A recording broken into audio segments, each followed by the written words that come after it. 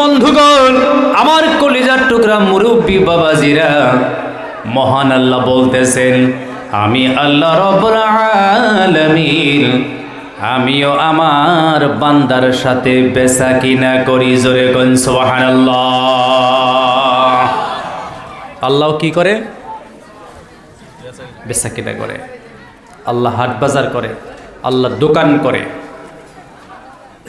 এটা আমার কথা নয়, মহান আল্লাহ রব্বুল আলামিন সূরা তাওবার মধ্যে এই সম্পর্কে আয়াত নাজিল করেছেন।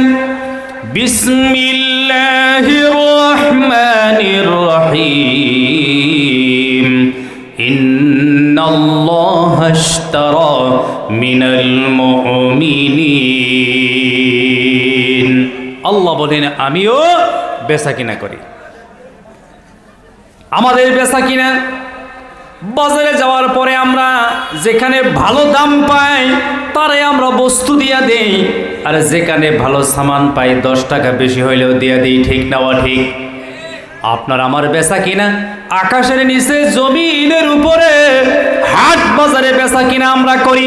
আমাদের বেচা কিনা মুনাফিকের সাথেও হয়, আমাদের বেচা কিনা মুশরিকের সাথেও হয়, আমাদের বেচা কিনা কাফের বেদিনদের সাথেও হয়, আমাদের বেচা কিনা সুদখোরের সাথে হয়, আমাদের বেচা কিনা জিনাকারীর সাথে হয়, আমাদের বেচা কিনা লম্পটের সাথেও হয়। কথা ঠিক না ঠিক? চোরের সাথেও আমরা বেচা কিনা করি। মহান আল্লাহ রব্বুল আলামিন ঘোষণা করে দিল, না না না না না, আমি আল্লাহ রব্বুল আলামিন শুধু মুমিন বান্দার সাথে বেচা কিনা করি। জোরে জোরে কোন সুবহানাল্লাহ।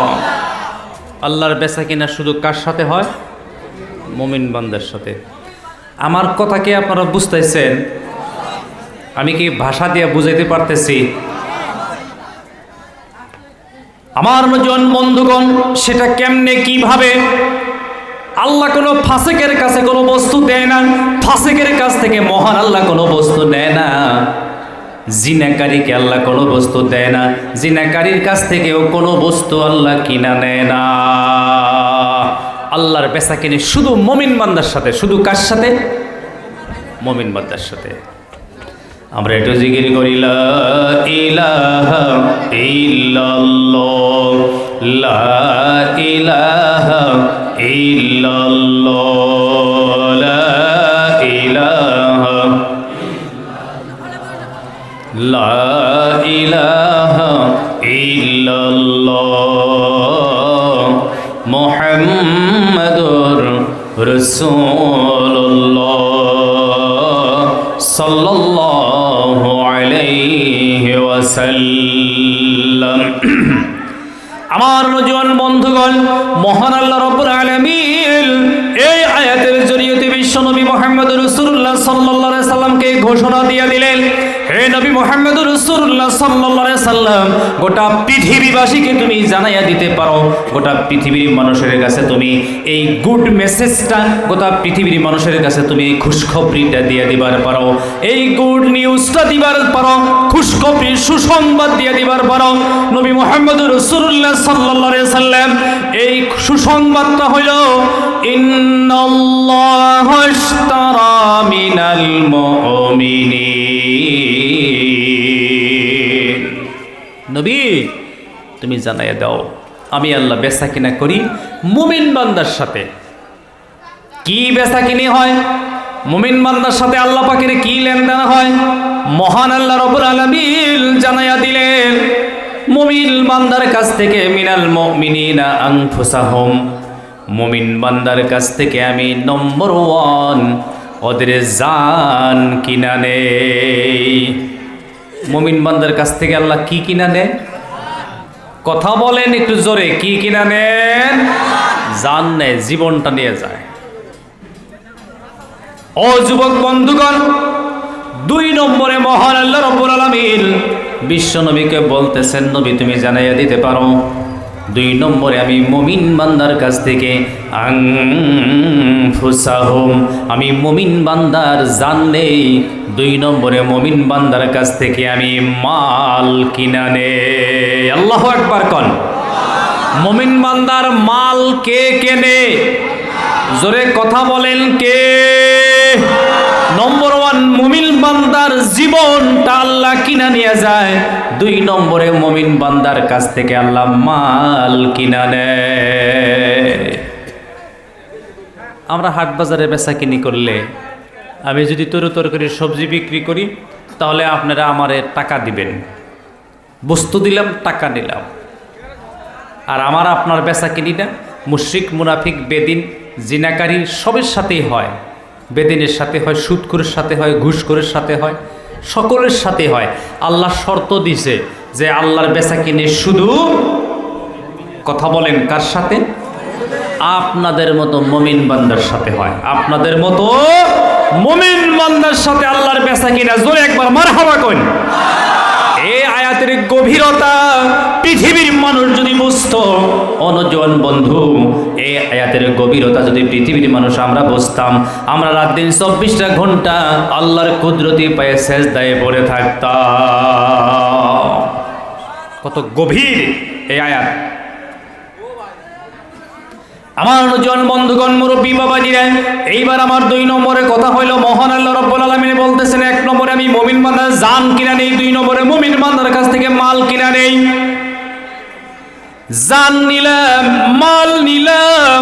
ও নবী মুহাম্মদ রাসূলুল্লাহ সাল্লাল্লাহু আলাইহি সাল্লাম, তুমি মুমিন বান্দার কাছে খবর দিয়ে দাও, এই 2টা বস্তু নেওয়ার বিনিময়ে আমি আল্লাহ রাব্বুল আলামিন মুমিন বান্দার জন্যে জান্নাত দিয়া দিলাম। আল্লাহ জানার মাল নিয়ে কি দিয়া দিল? কথা সুন্দর করে জোরে করে কই, কি দিয়া দিল? জান্নাত দিয়া দিল। আপনার 70 বছর জিন্দেগি ইবাদত করেন, 100 বছর জিন্দেগি ইবাদত করেন, আগের যারা নবী 1,24,000 পয়গাম্বার নবী এবং সাহাবা, ওনাদের তবেইন, তাবেইন, সিদ্দিকিন, শুহাদা, আকাবির, উলামা, ফুজালা, 70 বছরের জিন্দেগির মেহনতের মকসুদ আখিরাতের শান্তি। কথা ঠিক না ঠিক? ও নওজোয়ান বন্ধুগণ, ওই আখিরাতের শান্তি যদি আমাদের হয়ে যায়, আকাশের নিচে জমিনের উপরে পৃথিবীতে আমাদের আর কোনো বস্তুর প্রয়োজন নাই। ঠিক না ঠিক? আল্লাহ রাব্বুল আলামিন বললেন, মুমিন বান্দার কাছ থেকে আল্লাহ জান নেয়, মাল নেয়। তারে 1 নম্বর দলিল বুখারী শরীফ কিতাবুল মুগাজি 8 নম্বর খণ্ডের মধ্যে হাদিস আসছে, বিশ্বনবী মুহাম্মদ রাসূলুল্লাহ সাল্লাল্লাহু আলাইহি সাল্লাম উহুদ প্রান্তরে, ও নওজোয়ান বন্ধুগণ, উহুদের প্রান্তরে সাহাবাদেরকে সঙ্গে করে নবী যখন নিয়ে যান, এই দিকে হইল উহুদ পাহাড়, এটা উত্তর দক্ষিণ তো না, এটা উত্তর, ঠিক ওই মদিনার পজিশনে উত্তর সাইডে। এটা উত্তর পাশে হলো উহুদ পাহাড়, ঠিক ওই পাহাড়ের মোকাবেলায় এই প্রান্তরে একটা ছোট্ট পাহাড় আছে, ওর নাম হইল রুমা, জবলে রুমা। আহারে, এখানে সাহাবারা যুদ্ধে যখন পরাজয় হয়ে যায়, যারা শহীদ হয়ে যায়, বাকি সাহাবারা রুমা পাহাড়ে দৌড়াইয়া যায় আশ্রয় নেয়। রুমা পাহাড় আর উহুদ পাহাড় এর মধ্যে একটা কবরস্থান আছে। এই কবরস্থানের ভিতরে ঢোকার জন্য আমার বহুত শখ আছিল। 2013-তে আমি পারি নাই, 15-তে পারি নাই, পরে আলহামদুলিল্লাহ দেখছি। এইখানে কবরস্থানে 72 জন সাহাবার কবর আছে। কথা বলেন কয়জন? 72 জন। 72 জনের বাকি 69টা কবরের কোনো চিহ্ন টিহ্ন নাই, কিন্তু 3 জনের কবর এই পিণ্ডের সমান হব। 3 জন শহীদান যে শুয়ে রয়েছে, একজন মধ্যে হযরতে আমির হামজা রাদিয়াল্লাহু তাআলা আনহু, সুবহানাল্লাহ কইন। জাতাল ইয়ামিন জাতা শিমাল, আমির হামজা রাদিয়াল্লাহু তাআলা আনহুর ডান দিকে শুয়ে আছেন মুসআব ইবনে উমাইর, আর বাম পাশে শুয়ে আছেন আব্দুল্লাহ ইবনে জাহাশ রাদিয়াল্লাহু তাআলা আনহুম আজমাইন। জোরে কোন সুবহানাল্লাহ। আমার নজন বন্ধুগণ, মুরব্বী বাবাজিরা, এখানে ৭২ জন সাহাবা। নম্বর 1 মহান আল্লাহ রাব্বুল আলামিন। এই ৭২ জন সাহাবার জীবনটা জানটা আল্লাহ কিনা নিছে না নাই? এর ভিতরে কিছু কিছু সাহাবারা যুদ্ধে যাওয়ার জন্য যে তৈয়ারি নিয়েছিল, তখন তারা কিছু চাঁদা দিয়েছিল, কিছু কালেকশন দিয়েছিল। আল্লাহু আকবার কইন। যুদ্ধের প্রস্তুতি নিলে সাহাবারা গরিব ছিল, এইভাবে বসে যাইতো, যে যা পারে তা দান করতো। নজওয়ান বন্ধুগণ, ওই কথার উপরে, ঘটনার উপরে মহান আল্লাহ বলতেছেন, ইন্নাল্লাহা আশতারা মিনাল মুমিনিনা আনফুসাহুম ওয়া আমওয়ালাহুম বিআন্না লাহুমুল জান্নাহ। এই উহুদ প্রান্তরের ৭২ জন সাহাবার কাছ থেকে মহান আল্লাহ রাব্বুল আলামিন ১ নম্বরে ওদের জান কিনে নিয়ে গেছে, তার মানে ওরা শহীদ হয়ে গেছে।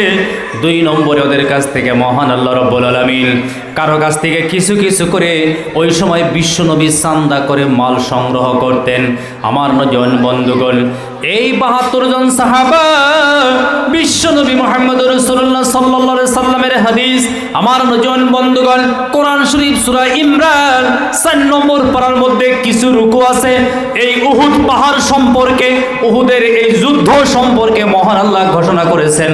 আমার নজন বন্ধুগণ, কিয়ামতের মাঠে এই ৭২ জন সাহাবা আল্লাহ পাকের দরবারে জান্নাতের সার্টিফিকেট নিয়ে দাঁড়ায়া যাবে। ওই জন্য আল্লাহ পাকের বেচাকিনি হয় মুমিন বান্দার সাথে। কার সাথে গো? মুমিন বান্দার। মুমিন বান্দার ১৭টা গুণ। কথা বলেন কয়টা? ১৭টা গুণ।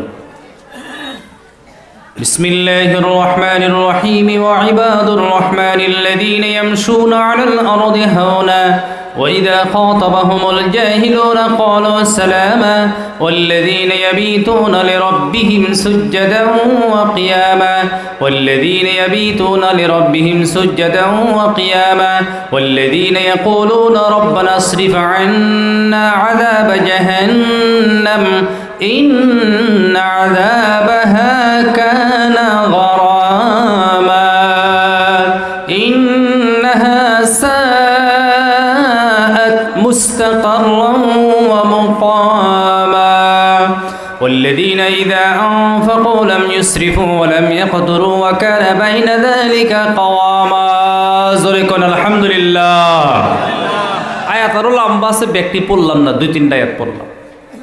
মুমিন বান্দার ১৭টা গুণ। তার ১ নম্বর গুণ হইল ওয়া ইবাদুর রহমানিল্লাযীনা ইয়ামশুনা আলাল আরদি হাওনা। আল্লাহ রাব্বুল আলামিন বিশ্বনবী মুহাম্মদ রাসূলুল্লাহ সাল্লাল্লাহু আলাইহি সাল্লামের উপরে আয়াত নাজিল করে দিয়ে আল্লাহ পাক ঘোষণা করে দিল, হে নবী মুহাম্মদ সাল্লাল্লাহু আলাইহি ওয়াসাল্লাম, আকাশের নিচে জমিনের উপরে যারা মুমিন বান্দা হবে তাদের ১ নম্বর গুণ হইল, তারা যখন রাস্তায় চলাফেরা করবে নবী, ওরা নম্র আর বিনয়ীর সাথে চলাফেরা করবে। জোরে কোন সুবহানাল্লাহ। মুমিন বান্দার ১ নম্বর গুণ এমশুনা আলাল আরদি হাওনা, চলাফেরা করবে বিনয়ীর সহিত, মাথা নিচু করে চলবো, বুক সিনা টান করে চলবো না। ওয়া ইবাদুর রহমানিল্লাযীনা ইয়ামশুনা আলাল আরদি হাওনা। মুমিন বান্দার ২ নম্বর গুণ হইল ওয়া ইযা খাতাবাহুমুল জাহিলুনা ক্বালু সালামা। কোন জাহিল, কোন নাদান, কোন পান্ডা গুন্ডা মুমিন বান্দাকে যদি গালি দেয়, তার উত্তরে মুমিন বান্দা সালাম দিব। সুবহানাল্লাহ কই। ৩ নম্বরে ওয়াল্লাযীনা ইয়াবিতুনা লিরাব্বিহিম সুজদান ওয়া কিয়ামা। নবী মুহাম্মদ রাসূলুল্লাহ সাল্লাল্লাহু আলাইহি সাল্লাম গোটা পৃথিবীবাসীর সাথে সাথে আপনি সমস্ত দেশবাসীকে এদের সাথে সাথে আপনি কয়াকুচি এলাকার মানুষের কাছেও এই মেসেজটা আপনি পৌঁছাইয়া দেন। ওয়াল্লাযীনা ইয়াবিতুনা লিরাব্বিহিম সুজদান ওয়া কিয়ামা। নবী মুহাম্মদ রাসূলুল্লাহ সাল্লাল্লাহু আলাইহি সাল্লাম তারা সারা রাত তাহাজ্জুদের নামাজে দাঁড়ায়া থাকবে। জোরে একবার কোন মারহাবা। মুমিন বান্দা সারা রাত কি করব? কথা বলেন, কি করব? তাহাজ্জুদের দাঁড়ায়া থাকবো। এবার আপনার আমার মতো বহুত মানুষ, বেমারি মানুষ, অসুস্থ মানুষ, কমজোর মানুষ, দুর্বল মানুষ, অপারেশনালা মানুষ, হাই প্রেশার থাকা মানুষ, ডায়াবেটিস থাকা মানুষ, ইত্যাদি ইত্যাদি বেমারি, লো প্রেশারওয়ালা মানুষ তো সারা রাত দাঁড়াইতে পারবো না। পারবো কি? আচ্ছা, আমার কথা কি বুঝতেছেন আপনারা? মাশাআল্লাহ। এগুলা মানুষ কি সারা রাত দাঁড়াই থাকবো? এদেরকে আল্লাহ সারা রাতের সওয়াব কিবা করে দিব তেলি? মুমিন বান্দাই বেমারি, দাঁড়াইতে পারে না। মুমিন বান্দাই ডায়াবেটিস আছে, মুমিন বান্দাই হাই প্রেশার আছে, রক্তচাপ, মুমিন বান্দাই লো প্রেশার, সারা রাত দাঁড়াইতে পারে না। তেলে এরা মুমিনের কাতারে গেল কেমনে করে, কিভাবে যাব? এখন আমরা হাদিসের দিকে চলে যাই। তিরমিজি শরীফ জিলদে সানি কিতাবুস সলাত কিংবা তো বাবুস সলাত নামের লেসনে আসতেছে,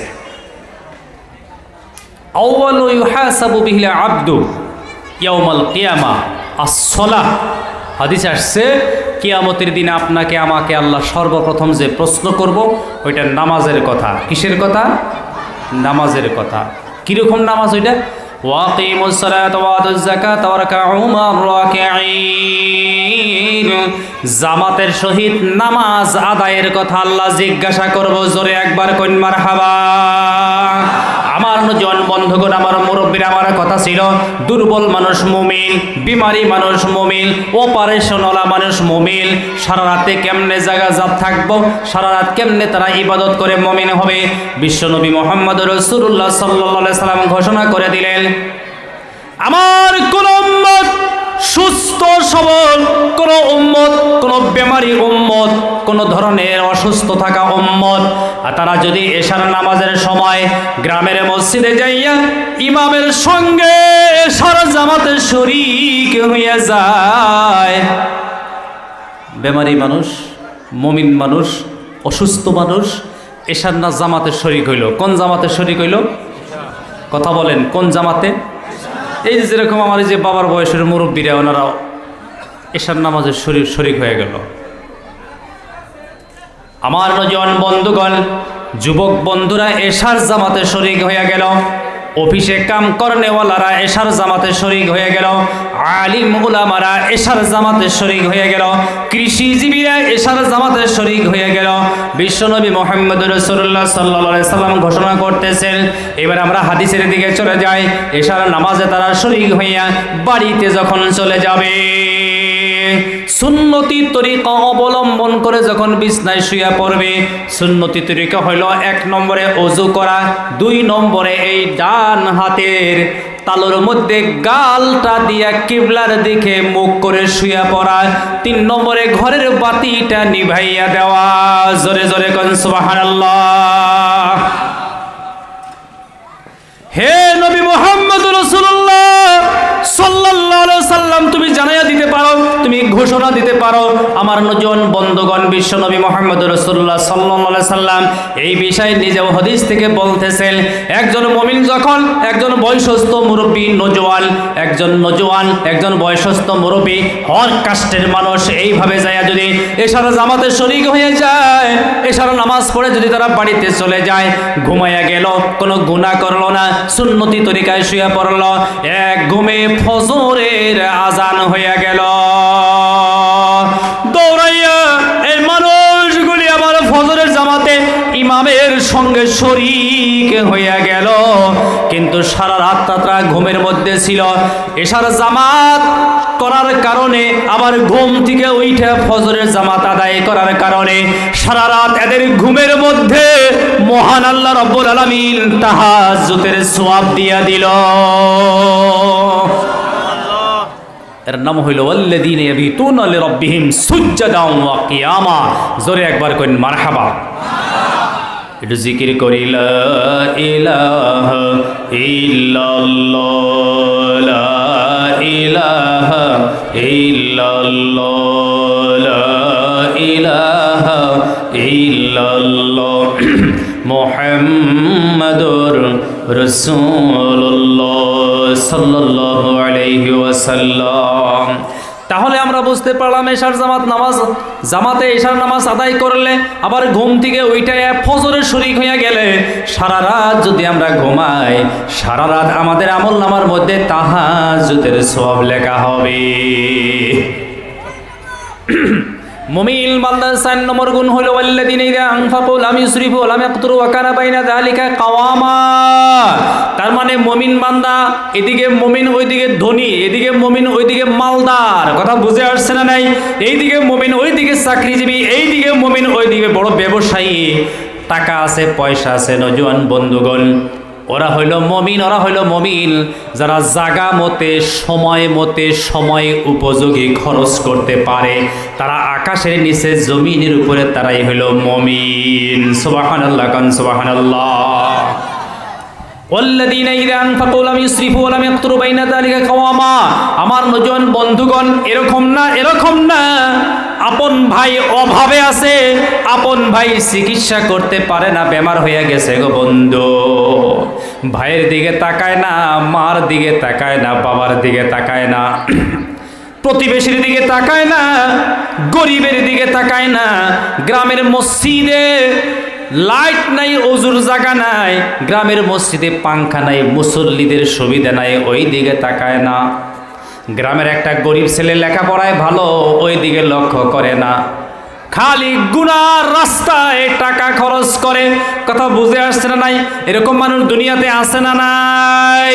আল্লাহ রাব্বুল আলামিন জানাইয়া দিল, যারা গুনার রাস্তায় টাকা খরচ করে, অপব্যয় করে, ও নওজোয়ান বন্ধুগণ, বিবি বাল বাচ্চাকে নিয়ে 5 স্টার হোটেলে যায়, ওইখানে যাইয়া রাত দিন 24 ঘন্টায় 20,000 টাকা বিল উঠায়।